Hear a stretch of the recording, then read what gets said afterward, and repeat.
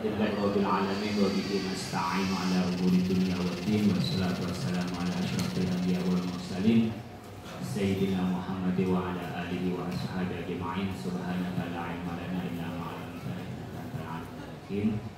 Para asatidz kuyaha bil khusus Musaab Ketua LDN PBNU Yai Nurul Utama, Yai Syamsul Marif, Habib Nabi Abdul Sawar, Ustaz Maulana, Yai Toberi Syadili, dan semuanya yang hadir pada kesempatan kali ini. Karena malam saya tidak lama-lama tinggal menyimpulkan. Yang pertama, Ustaz Maulana ini idolanya ibu saya.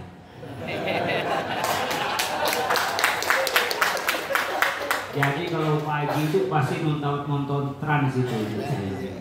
Saya masih di rumah tuh, belum ke Jakarta. Nah, di situ saya kepikiran, saya dulu tuh gak seneng ceramah. Memang dulu di pesantren pernah biasa menang lomba ceramah, tapi gak seneng jadi penceramah. Tapi gara-gara ibu senang Ustaz Maulana, saya kepikir pengen jadi penceramah. Dan itu dicatat sama ibu saya itu, almarhumah ya, itu ada ibu saya. Pas saya pertama kali tahun 2012, sebelum saya sering dialog di TV, tapi ceramah itu saya awalnya diajak ke Hashim Muzadi di TV One. Nah, penampilan pertama itu langsung dapat koreksi dari ibu saya. Kenapa tidak seperti Ustaz Maulana?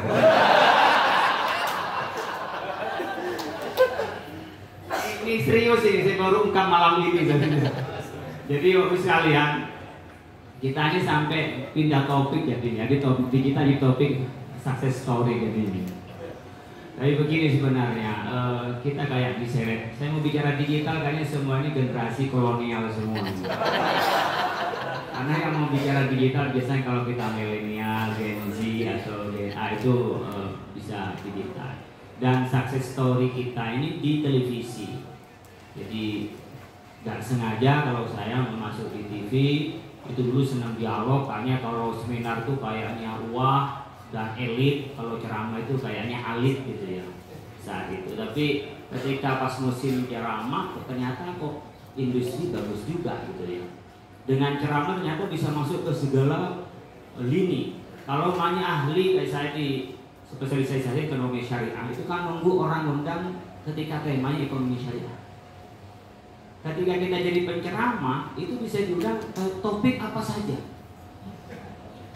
Jadi bisa masuk istana karena jadi penceramah, namanya Isra Mi'raj, namanya Nuzul Quran, mau nanti ungkap ekonomi syariah pun juga bisa. Temanya tergantung kita. Jadi pintu penceramah itu pintu di mana saja.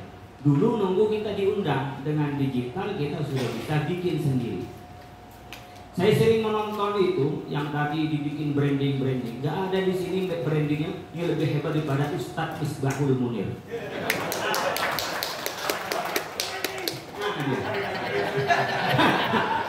Ini brandingnya itu Masya Allah, tapi viewernya masih sedikit gitu. Jadi saya tadi Habib Nazul menyampaikan orang tuh punya taste-nya sendiri.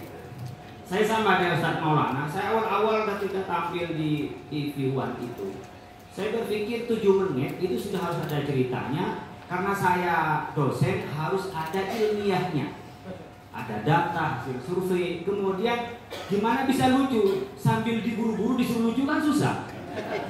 Kalau kita dalam keadaan tidak tegang bisa lucu, tapi ketika tegang kan nggak bisa lucu. Itu saya itu sering kalau besok tampil hari Sabtu, hari Jumat saya nggak bisa bikin jadwal, udah belajar saya. Dan itu dilatih begini mas saya itu. Wah ini lebih dari 7 menit diulang lagi.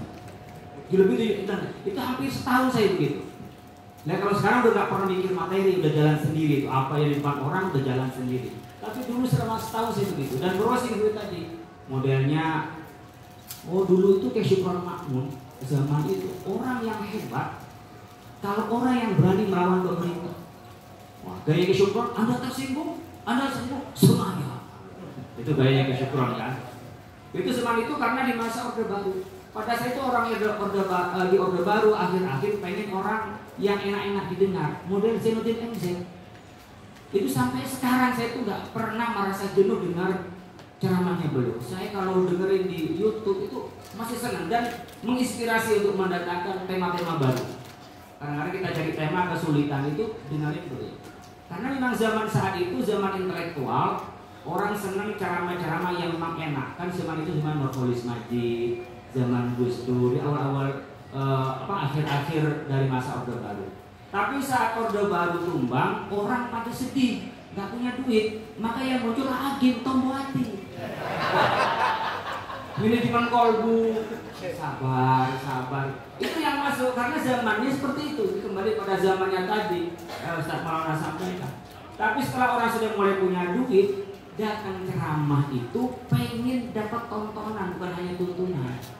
Muncullah seperti halnya model Zaki Mirza, Uje, gitu tuh, yang orang-orang artis. Dan ini orang-orang artis masuk dan itu naiknya pasaran penceramah. Banyak artis pengen dinikahin penceramah.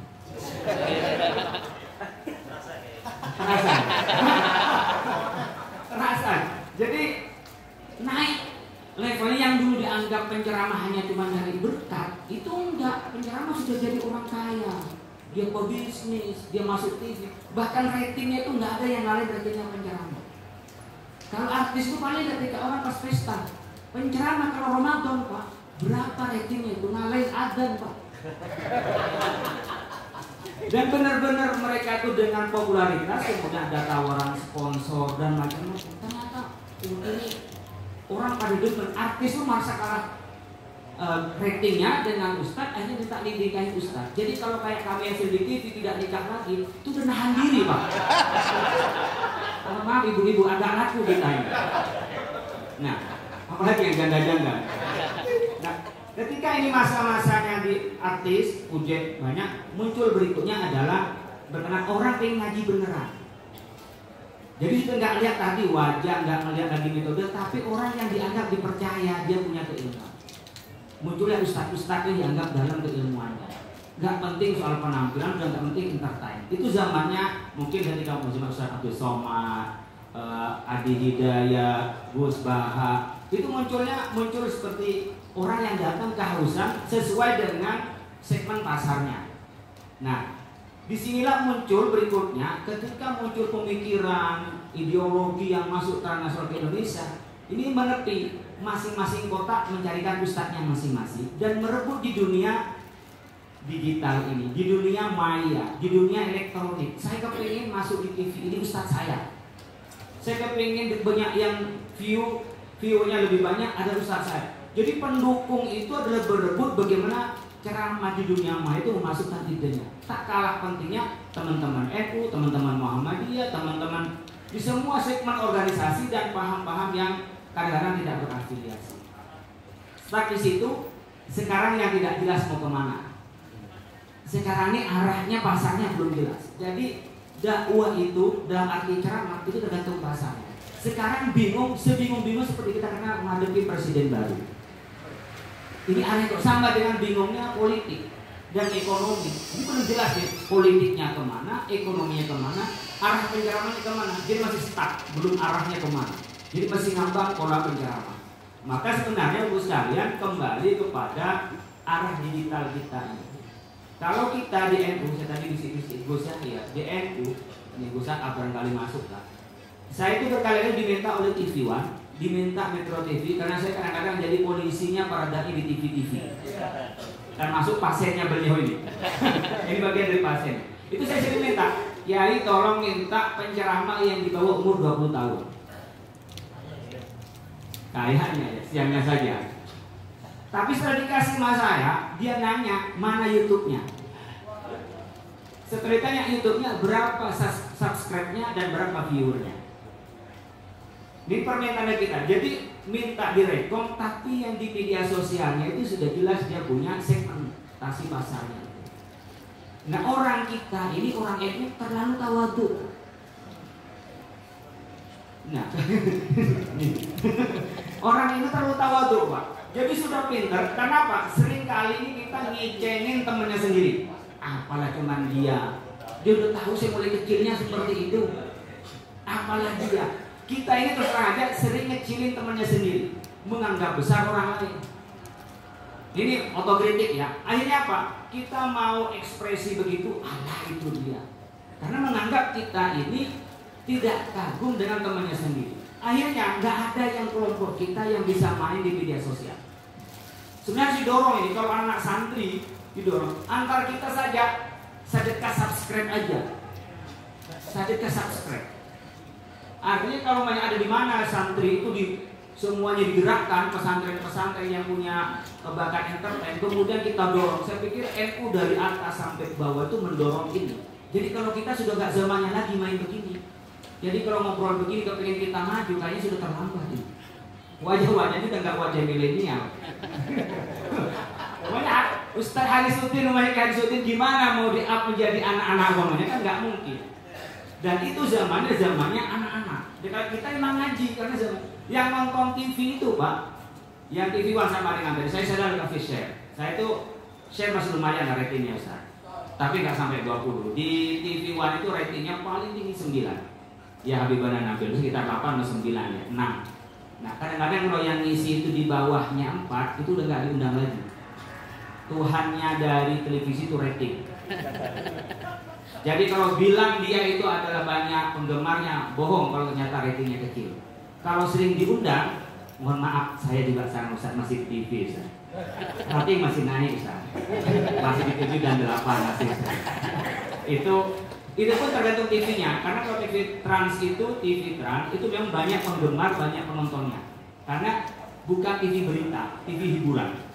TV hiburan tuh naik di atas 5 itu sudah hebat. Biasanya mereka main di 3 dan 4. Makanya Metro TV saya sering isi dengan sekarang Menteri Agama Pak Nasar. Itu hasanah itu hanya boleh saya dengan Pak Nasar itu di Metro TV. Itu memang kayak pokoknya mau nonton atau tidak, tapi penceramahnya ini kira-kira begitu. Tapi kalau di TV lain enggak. Ini ratingnya di Nielsen satu-satunya Nielsen yang ngasih beri rating. Kalau tidak seperti hanya targetnya mereka, besok nggak diundang lagi. Mau minta gimana pun tidak akan diundang, hanya kasih uji coba 2 atau 3 kali. Jadi kalau selamanya masih diundang berarti ratingnya dia bagus. Dan model rating ini sama dengan kita modelnya subscribe atau viewer. Pokoknya kita bicara tentang digital. Alhamdulillah saya meskipun kolonial saya pakai semua. Saya punya web, saya punya YouTube dan sudah monetize sama juga sudah menghasilkan duit. Ya. Alhamdulillah. Jadi saya kadang-kadang sosok artis juga dikit-dikit ya. Kemudian pemainnya karakternya beda. Kalau di Twitter itu memang harus intelek dan harus bernas komentar.